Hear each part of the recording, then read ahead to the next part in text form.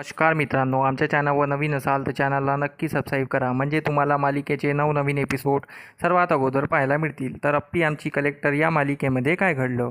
अप्पी ही झालेल्या राडामुळे खोलीत रडत बसली असते, तेव्हा तिथे अमोल येतो आणि बोलतो, मा रडू नकोस, याच्यात तुझी काही चुकी नाही आहे, याच्या सर्व चुकी बाबांची आहे, त्यांनाच एकत्र यायचं नाही आहे.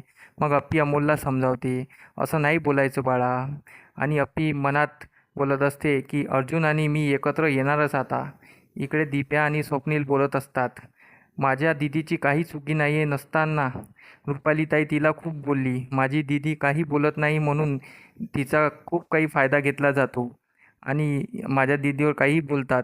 आता माझ्या दिदीला कोणी काही बोललं तर मी खपवून घेणार नाही, मी त्यांना उत्तर देईल आणि माझ्यापेक्षा वाईट कोणी असणार नाही. बापू बोलतात, दिप्या, आपल्या अप्पीचीच चूक आहे, कारण तिने अर्जुनच्या एका शब्दाखातर आपल्याला सोडून गेली. आपल्या अर्जुनच्या एका वचनाखातर तिने आपल्याशी कोणताही संबंध ठेवला नाही आणि एक एक व्यक्ती उत्तराखंडला अमोलला घेऊन राहत होती.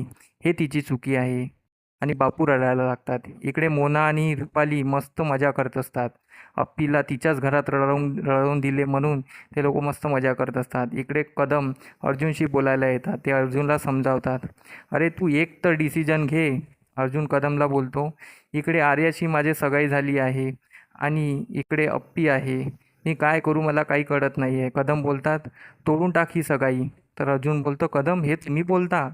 कदम बोलतो, हो, कारण अप्पी अगोदर मला वाईट वाटायची, पण अप्पीने डिवॉर्स पेपर नाही पाठवले हे तेव्हापासून कळलं, तेव्हापासून मला अप्पी खरी वाटत आहे.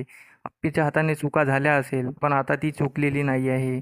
मला असं वाटतं तुम्ही दोघं एकत्र यावे आणि त्या लहान मुलाचा तुम्ही दोघांनी विचार करावा. तर अर्जुन विचारात पडून जातो.